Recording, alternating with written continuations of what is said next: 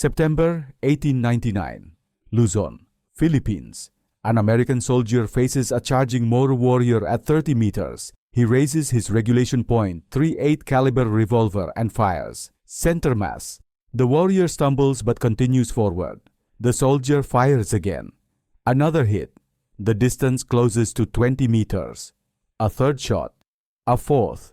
Both strike the warrior's torso. 15 meters. The soldier empties his cylinder.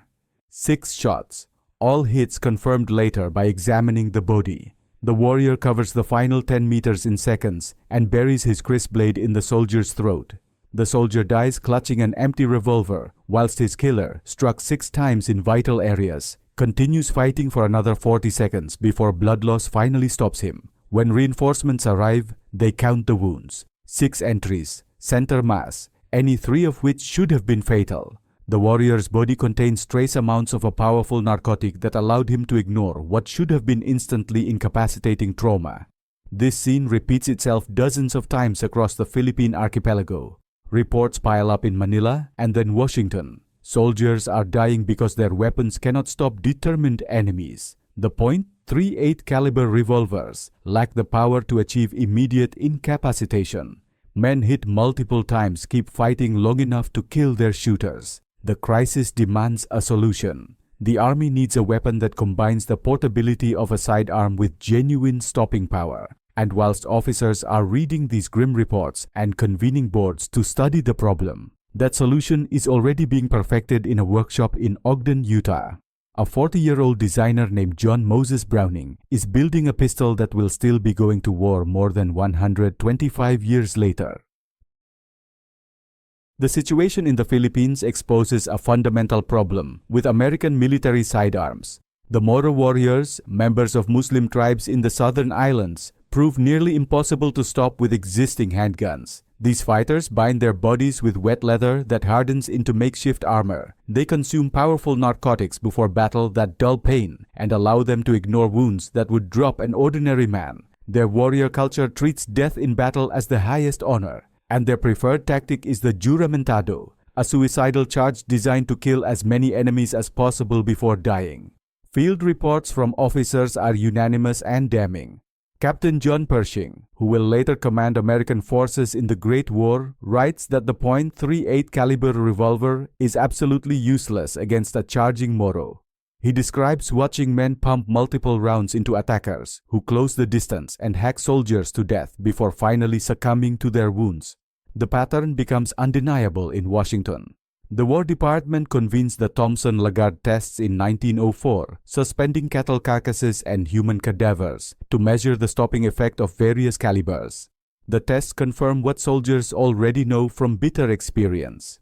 The .38 caliber round lacks sufficient energy transfer to achieve reliable incapacitation. The conclusion is clear and specific. The Army needs a sidearm chambered in .45 caliber or larger, capable of immediate stopping power, and reliable enough to function under the worst imaginable conditions. The man who will solve this problem doesn't look like a revolutionary. John Moses Browning was born in 1855 in Ogden, Utah, the son of a gunsmith.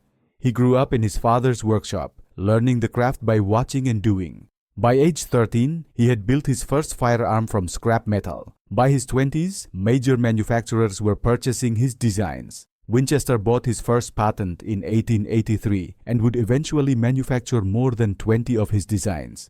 But whilst other gunsmiths were perfecting falling block actions and lever mechanisms, Browning was looking beyond mechanical repeaters to something entirely different. He understood that the future belonged to self-loading firearms that used the energy of firing to cycle the action automatically. He experimented with gas operation and recoil operation, whilst his contemporaries were still refining single-shot and manually operated repeaters. By 1896, he had developed a working prototype of a recoil-operated pistol based on principles that most other designers didn't yet understand. The weapon represented a fundamental rethinking of how a handgun should work. The operating principle is elegantly simple. When fired, the barrel and slide remain locked together for a brief moment, moving rearward as a unit. This is crucial. The recoil energy that would simply push a revolver backward is instead harnessed to operate the mechanism. After moving rearward approximately 3 millimeters, the barrel unlocks from the slide through a tilting barrel system controlled by a link beneath the barrel. The barrel stops its rearward motion whilst the slide continues backward, extracting the spent cartridge case and ejecting it. A recoil spring compressed during this rearward motion then drives the slide forward, stripping a fresh cartridge from the magazine and chambering it as the barrel locks back into battery. The entire cycle happens in a fraction of a second. The shooter can fire as quickly as they can pull the trigger. This becomes the foundation for virtually every modern self-loading pistol designed over the next century. Browning partnered with Colt's manufacturing company to develop the weapon to military specifications. The challenges are specific and demanding. The pistol must function reliably in mud, dust, extreme heat, and freezing cold. It must be simple enough for conscripts to field strip and maintain without special tools.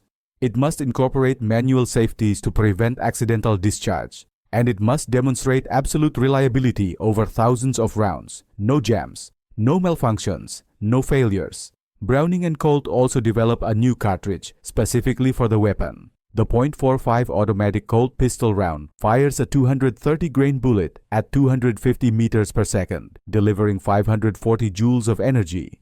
The heavy, slow-moving bullet transfers energy efficiently into the target rather than passing through, maximizing stopping effect.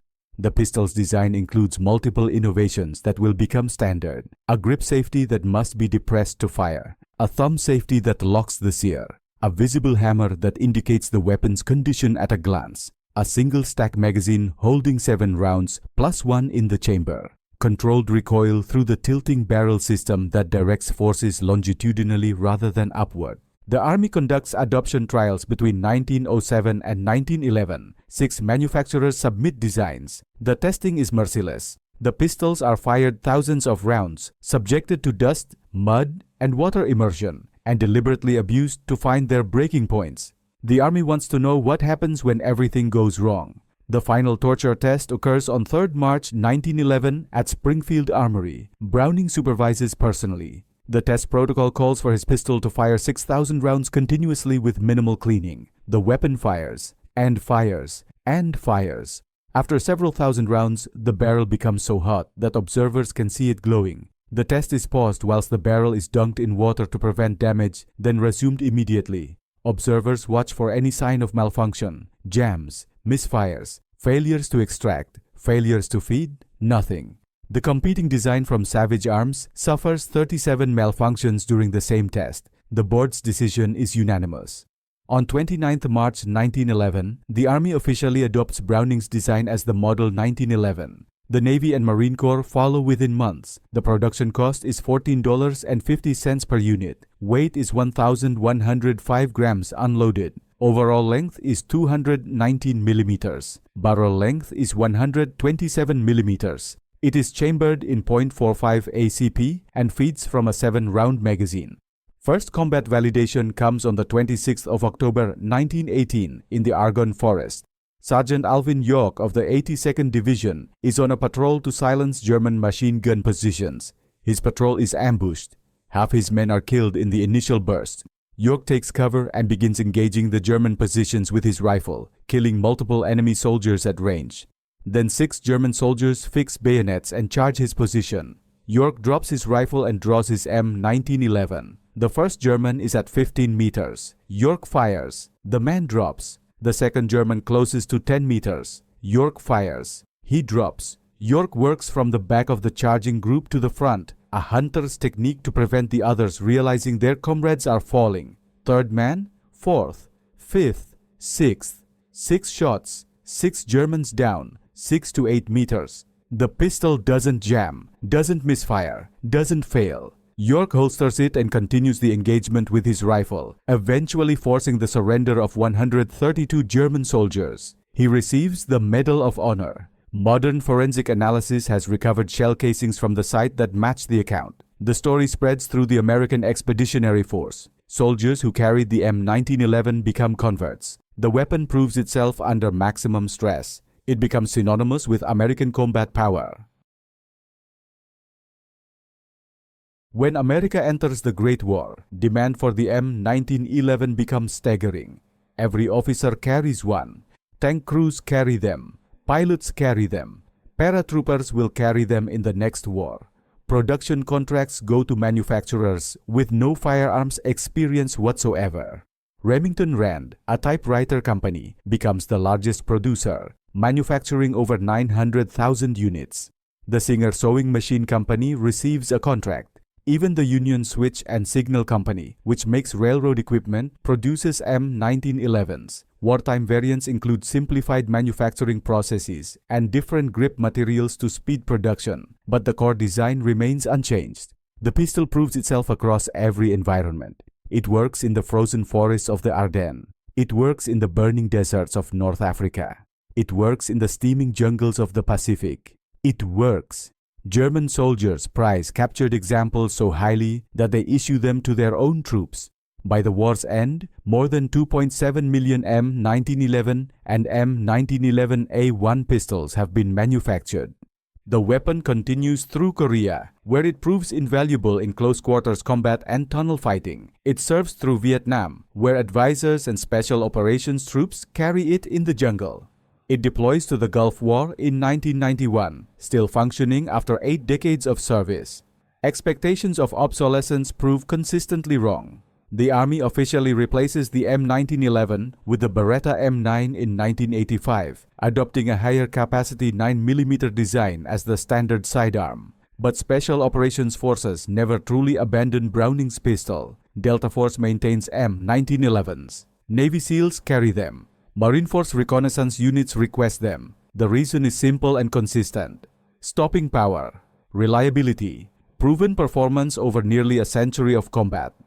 In 2012, more than 100 years after adoption, the Marine Corps awards a contract for new M1911 variants designated the M45A1 close-quarter battle pistol. The design features modern improvements including night sights, a rail system for accessories, and updated materials. But the operating system remains exactly what Browning designed in 1896.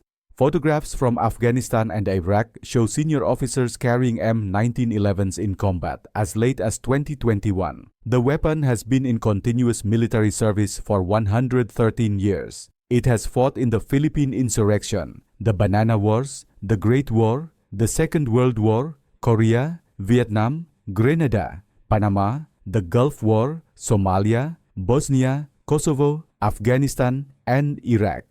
It has engaged every enemy the United States has faced across more than a century.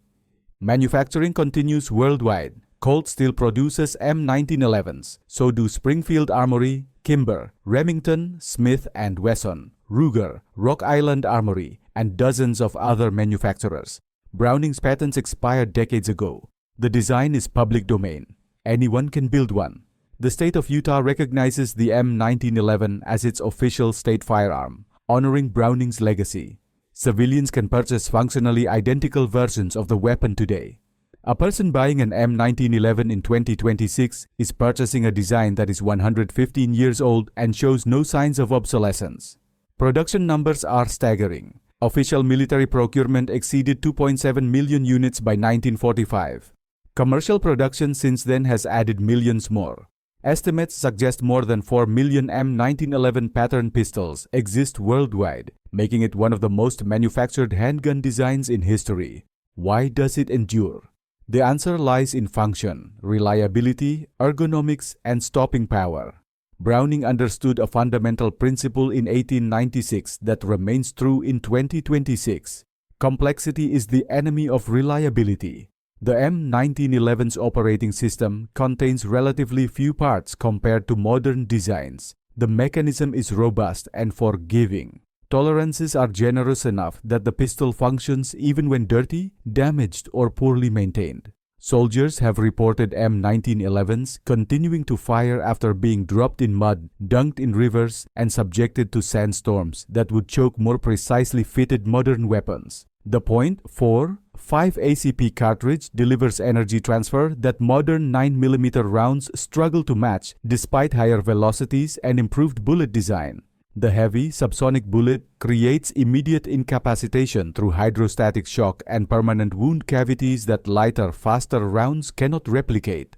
Modern pistols have advantages. They carry more ammunition, 15 to 17 rounds compared to the M1911's 8.